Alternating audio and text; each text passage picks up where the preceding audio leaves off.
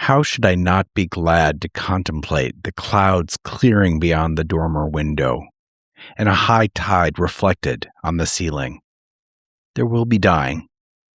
There will be dying, but there is no need to go into that. The lines flow from the hand, unbidden, and the hidden source is the watchful heart. The sun rises in spite of everything, and the far cities are beautiful and bright. I lie here in a riot of sunlight, watching the day break and the clouds flying. Everything is going to be all right. Derek Mon, I heard a rumor that you read at least one poem every day. Is that true? It is true. I've done it for probably 25 years, and it's just a grounding thing. Wherever you are in time is reading poetry reminds you that there's a different world than wherever you are at that moment. You could be full of joy. You could be frantic, preparing for something. You should be brought back to the idea that in a crowd of people, every single person has a different story. And poetry does that for me. I don't think of myself as a exceptionally religious or spiritual person, but I do like to remember that each person carries their own history, their own point of view. And poetry reminds me of that. So I think it's a learned practice. It's certainly more regular than my yoga practice, which would be great if I did that as regularly.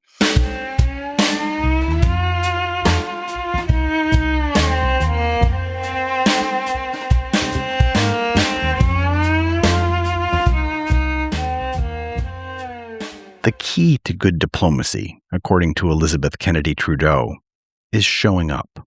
And as a very good diplomat, she always showed up to places beautiful and places troubled, places dangerous and places divided, places important to the United States.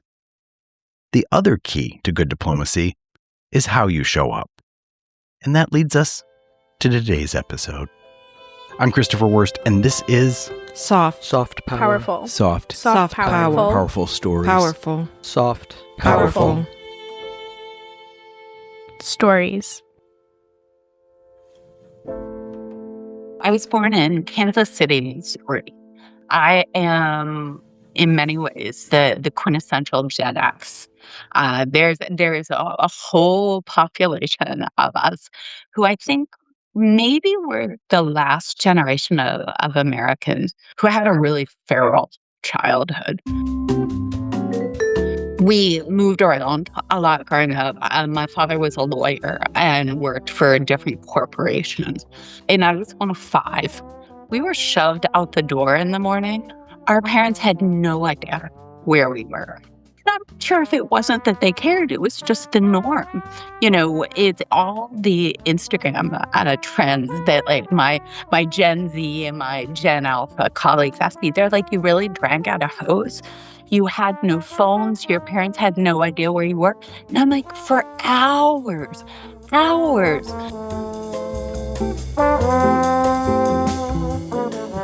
You were sort of self-propelled rockets as children. You created your own narrative. And that was everything from, the minor dramas of hanging with friends or going on like rides where like no one knew where you were. That little frisson of risk and time and just wide open space, endless hours. And the idea that boredom was a motivator. Because if someone had asked me when I was, 7 or 8, were you ever bored? And it was like, no, I had books and I had my younger siblings to torture. I had nothing but time. Maybe it was a very sort of American childhood, but it was also very much of a particular time period. I've seen now, I think, with my 20-something colleagues, and they were almost shackled. Parents knew where they were. They had their phones. My parents had no idea where I was at any time. And I'm also very, very happy there was no social media at that time. I was very much a reader. I'm second one of five, and in a very chaotic, big American-Irish family, I very much guarded my space. And so I would, grab books and I would go and I would hide somewhere in the woods with my books like a feral little child. And I was absolutely convinced I would be a Supreme Court justice. And I would confidently tell people that. When I was a child, I had waist-length hair, big, curly hair, and little glasses in my books and, just covered with dirt. And so it was quite a level of confidence, I would say. That's remarkable. I'm not sure I knew what the Supreme Court was when I was a kid. I knew all the third basemen in the American League, but... I'm not sure I did, really. Who were your heroes? Who were your role models as a kid? My role models, I think, a lot was what my dad represented. I'm very fortunate. He's still alive. I do Wordle with him every morning. In his professional life, he traveled a lot internationally. Business trips to Saudi and in Japan, and he was frequently in Europe. He went to China. He went to Iraq. He would always bring things for us. It was very ritualistic. He'd come and he'd distribute those. So they'd be, jade bracelets or dolls or little boxes. It opened up the concept that there was a world beyond the United States. There was a world beyond my elementary school or my middle school or, the swim team. It sort of complemented the books. You read books and you have all this time and you're making your own adventures. And then there's tokens, that your father would bring back. And he would say, here is a inlaid box that I got in Baghdad. And then you put the two together and you're like, it's a big world. And how extraordinary. What a gift to give a child. When I got out of school, I decided that I would move back to New England. And one of the calculus in there is the number of libraries for population. No joke. Did the research, picked it, moved to Maine. And I got a job working for a program. They called it the lifeboat model. And it was the idea that you could put two populations in conflict in a program, and they would learn from each other and they would come over their differences. This was a program based in Northern Ireland, and it worked with Protestant and Catholic teenagers. I was terrible at this program. I was all of 23. At most, I was 4 years older than the kids. They were so much smarter than me. They were street smart. They were canny. They were living in conflict. A lot of them were out of school already, had jobs. They had really grown up in a way that forced them to grow up. And here is this, bumbling, well-meaning, naive, extraordinarily privileged American saying, well, kumbaya, kids. I was awful at the program, but I learned a lot. I learned that I loved working overseas.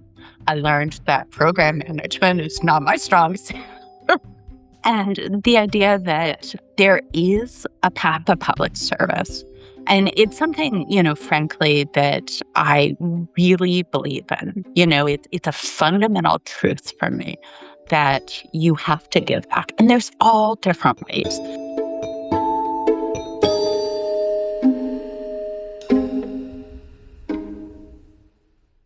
I think it's fascinating that at that young age, you were really working with grassroots people-to-people diplomacy. Was there a light bulb moment when you realized the power of people sitting across the table from each other? It's so funny. It would be arrogant to say that I had any sort of, grand road to Damascus moment, because honestly, I was on the struggle bus. Like, these kids were so canny.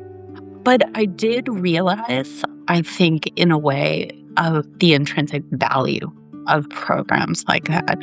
The idea of even bringing them to a place that opened their own horizons. And it wasn't even the idea that they needed their horizons open that was such a great benefit of the program, but the idea that Americans could meet them. And again, this goes back to the idea of, the box that my father gave me from Baghdad. People live a different way.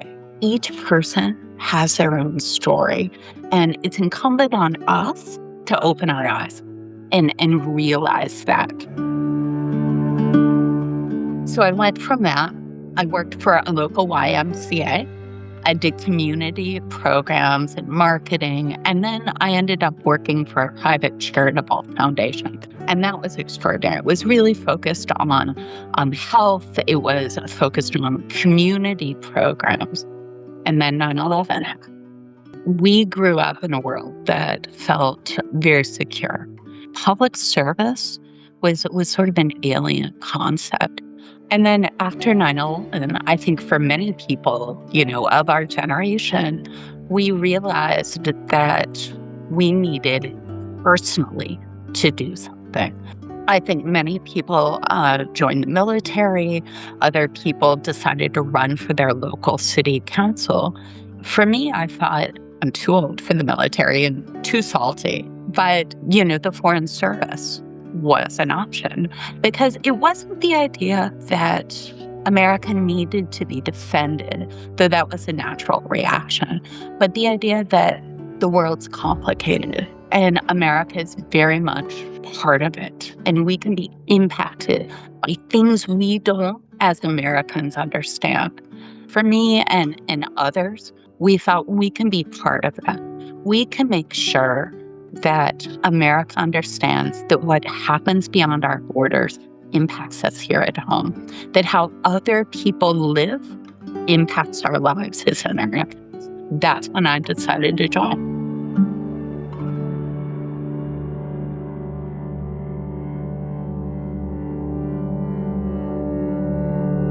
So there's the orientation program, it's euphemistically called A100.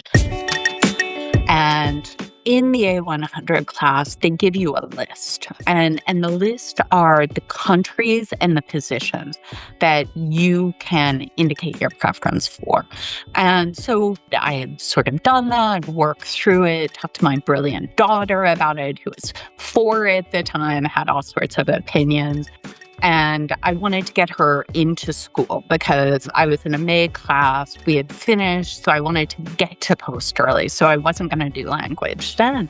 And sort of late in the game, like 3 days before what they call Flag Day, where you find out the post that you're going to, Nairobi, Kenya was added to the list. And the marker on the paper list they gave us said HR.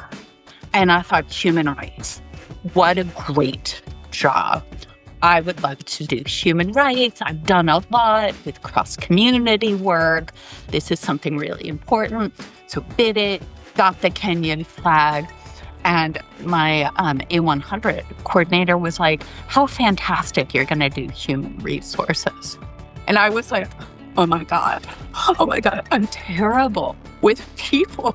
Like, they can't send me to do human resources. And it was a huge embassy. And they said, hey, congratulations, Elizabeth. You're in charge of what we call our locally engaged staff. So you're running the human resource component for 880 Kenyans. And I'm like, I'm not qualified for this. But you learn. And I think that's when I realized, like, this career can be anything you can imagine. And every single day you're getting better and you're learning. As long as you keep that mindset, you can move it forward. And I was in Kenya, in 2004 when we were rolling out antiretrovirals. for our staff. We were doing HIV testing. We were doing, with Walter Reed, malaria prevention in the far western part of Kenya. You take the puddle jumper out and you're literally like having meetings in a concrete building with no screens, concrete floor, and you have a chair and another chair, and that's where your meetings are. It was extraordinary. And I was such a baby officer. I had no idea what I was doing. There was one moment, I want to say it was HIV testing, and I'm in a room, and it's in Western Kenya. I had gone out with my senior locally engaged Kenyan colleague, thank God, because she knew what she was doing. I certainly didn't. And we're in a room, and it was probably 300 Kenyans. They brought family, they had brought, some community members, and me. And I was trying to explain this program. It was just a bare concrete room. People were crowded in. It was hot. And I thought, I can do this. I can do this job. And what extraordinary moment.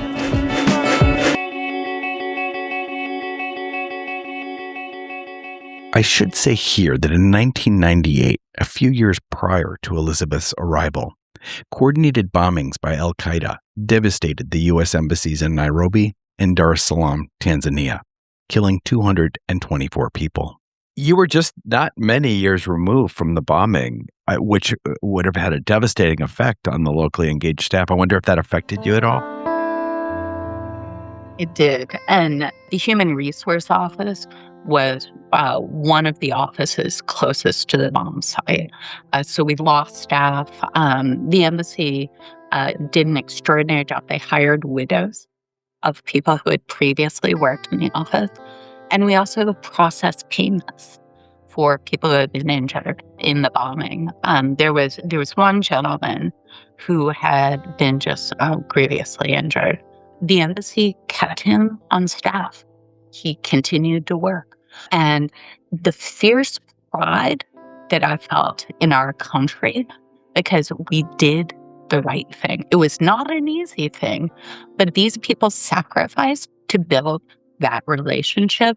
And our country, our government, did the right thing. And I was a tiny part of it.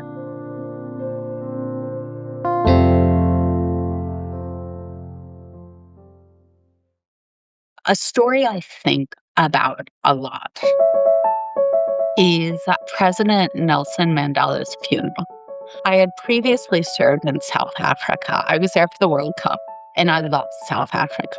It's very much like the United States. It is a big, complicated, diverse, messy place, but just extraordinary people.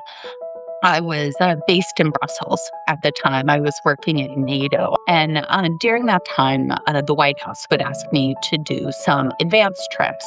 I remember I was in my office in like my little concrete cell, and I had gotten an email. And they said, Madiba has passed. We need you to go to Pretoria and help the embassy.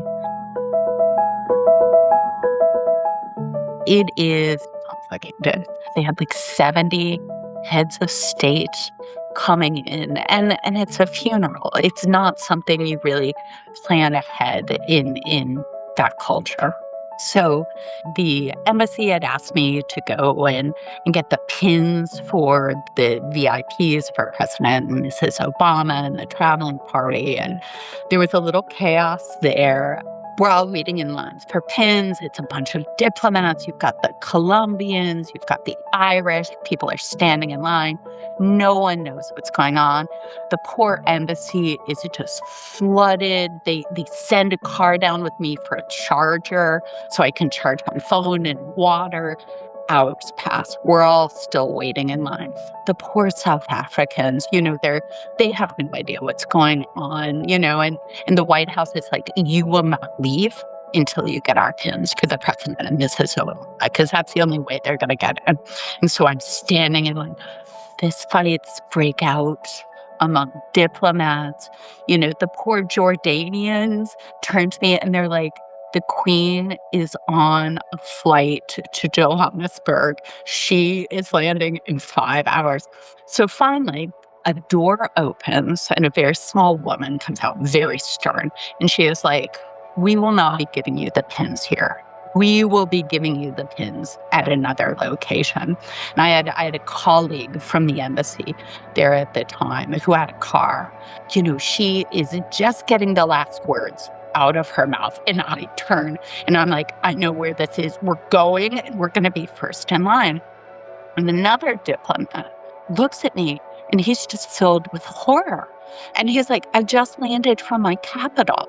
I don't know where this is. Where am I going?" And I'm like, "Come with us. You're with us." And I'm like, "But you gotta run." So we sprint down the hall. We race down. I'm with this other guy and someone from the embassy. We jump in the car and I turn to him and I'm like, "So I'm Elizabeth. I'm from the United States." And he looks at me and he's pale and he goes, "I'm Ali. I'm from Tehran." And I said, "We will never tell this story. You and I will never tell this story." And he says, "Absolutely not." After all of the formalities go, Madiba is honored. I'm going back to Brussels. We are exhausted. And you've done visits like this before. You're up 48 hours. You haven't eaten, you are gross. You have like one change of clothes. And I get a phone call. My plane's leaving in like 4 hours. And they said, "Look, the Congressional Black Caucus is going to be doing some interviews in Joburg. They're in your hotel. Will you go down and staff them? No one else is there." And I am salty, Christopher. I am angry. I am bitter. I am like, I have a plane to catch. And I do what we all do, right? And I'm like, of course, put on my suit and I'm just cursing to myself. I am snarling. I am the nastiest diplomat. And I put on my heels and I'm stomping down the hall. In the hotel, the bottom floor is a mall. And there's a big atrium over and it's filled with light. And I'm coming down the escalator and I see John Lewis and Elijah Cummings. And they are waiting to do interviews to honor Nelson Mandela. Just extraordinarily dignified and brilliant men. And it was beautiful, just the sunlight coming down. And these men with just such gravitas, such an important moment in world history. It was beautiful. It's the punchline for all diplomacy, right? The stuff you think, you sweat, that one line in the communique, that doesn't matter. What mattered is you showed up. Then that's exactly where I wanted to go, the idea of showing up, because, John Lewis standing there in the lobby, he had come across the world to honor Madiba. Can you talk a little bit about the importance of showing up? Right now, I think that we have maybe close to 100 embassies that are not staffed with an ambassador. And we are, in many ways, stepping back from the level of engagement that we've had in the past. Why is it important to step up and to show up? I love the question about showing up. We're talking when this year's World Cup is going on. And I think America, at least the ones who are online, are absolutely charmed by the stories of, Japanese or Bolivians or Iraqis or Algerians or Europeans coming to America and seeing how Americans show up here in our country.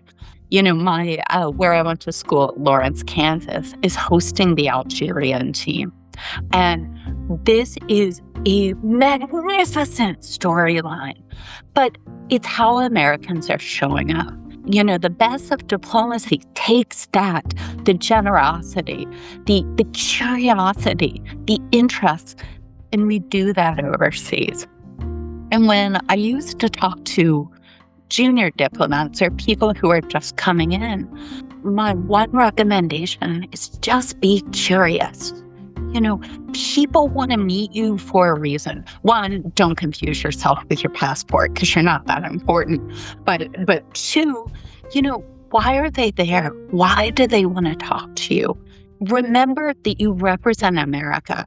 And the best part of America is not only our optimism and our interest in other people, but our curiosity on how the world works. So I think, wherever we are in the world, the smallest consulate in the world or an enormous embassy where we're doing, hundreds and thousands of visas every week, how are we presenting ourselves? Are we interested? Are we curious? Are we treating people with respect?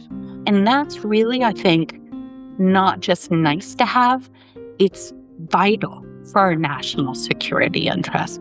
America's better with friends. We are better when people trust us and respect us. And that's how we show up.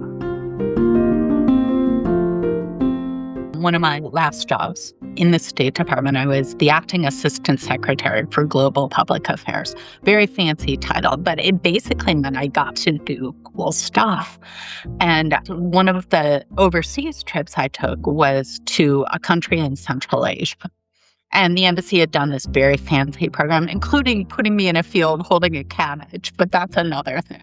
I met the daughter of the president, a very important figure, a rising figure in this country. The embassy hadn't had a link to meet, and they're like, Elizabeth's coming, we can do this request. So I meet her, and she speaks English like we do.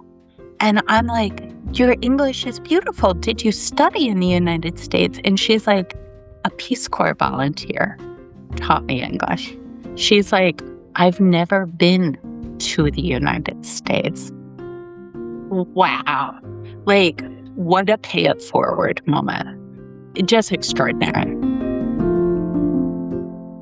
I always thought when I talk to student groups and I talk to people overseas, the Edward R. Murrow line about warts and all, we present ourselves, to be authentic and to be able to talk about our flaws as well as, but I heard you talking to an interviewer and you were talking about the importance of humility and the importance of listening. And can you speak to that a little bit? It's vital, not only for diplomats, but for any person in their daily life. Whether or not you're overseas in another country, but here in the United States, we're humans. None of us have all the answers. But when people like us in our former lives used to carry black passports, diplomatic passports, that's even more important because America is a superpower, and a degree of humility and recognizing when we've got it wrong. And America has gotten it wrong, not only in our foreign policy, but also our domestic policy, how we treat each other. We don't always get it right. And it makes us not only more approachable, and people may say, oh, we don't want America to be more approachable, but it goes back to what we were talking about before. We're better with allies. People trust us more when we can acknowledge our own mistakes.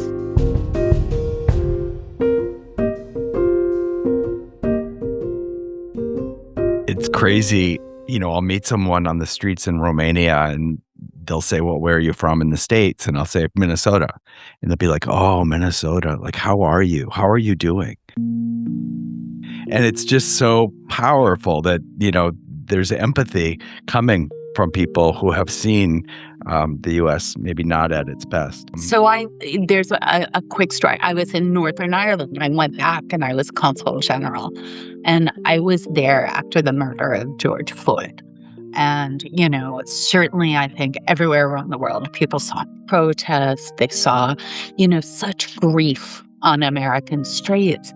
And I got a phone call from the chief constable of Northern Ireland, who's the top cop in the province. Someone I'd worked with quite a lot, lovely man.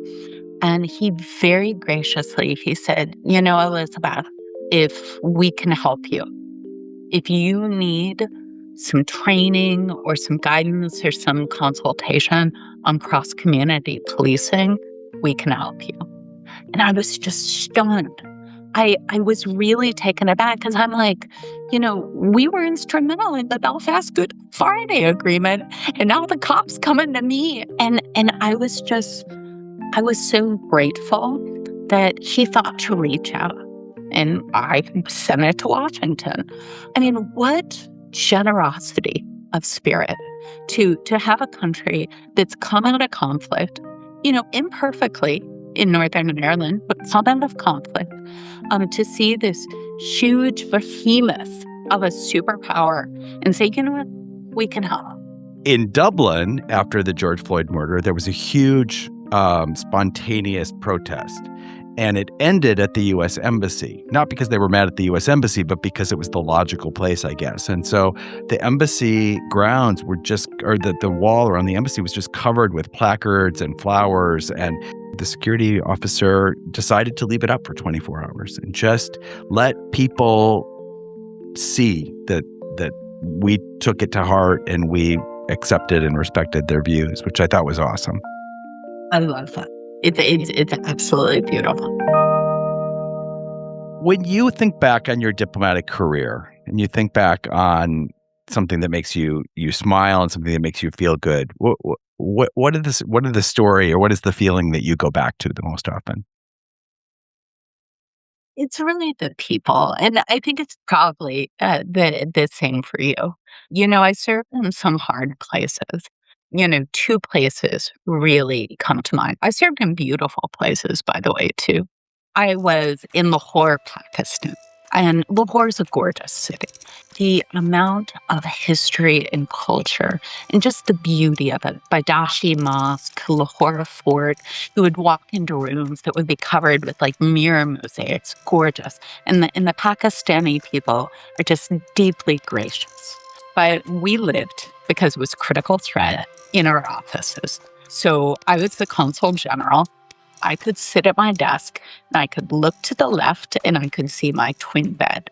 So when I was asleep in my twin bed at night, I could hear my emails go off, which was fantastic. And it was a gross building. It was a building it had always been on the top, 3 buildings to replace in the world. But the team in Lahore was extraordinary. We had just wonderful, our colleagues who are Pakistanis who worked with us, and the American team at the time was just amazing. And it was my last day in Pakistan, and the new consul general was driving down from Islamabad. I want to say it was Sunday, and I was flying out that night. She was coming in. I know it was a weekend because we were all dressed casually. And, I got a note from the bodyguards team. She's 30 minutes out. So I walked out and I sat on the consulate front steps because we all lived there.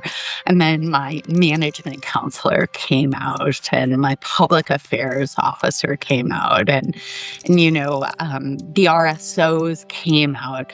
And so there was about 8 of us, and it was hot. And, the pollution in Lahore is really extraordinary.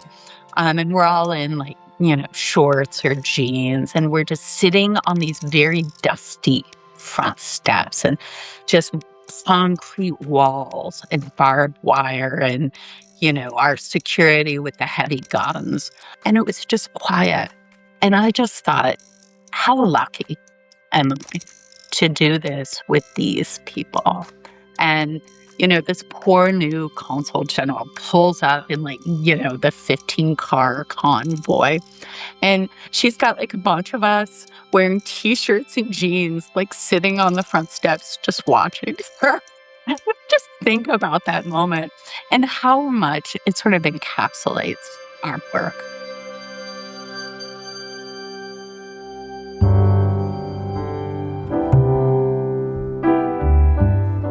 Well, that means that we're coming to the end of this week's episode, but I don't want to stop until I give Elizabeth the chance to answer our dubious Aunt Deb. I hate to sound heartless, but don't we all need to figure out ways to solve our own problems? The U.S. can't always do everything.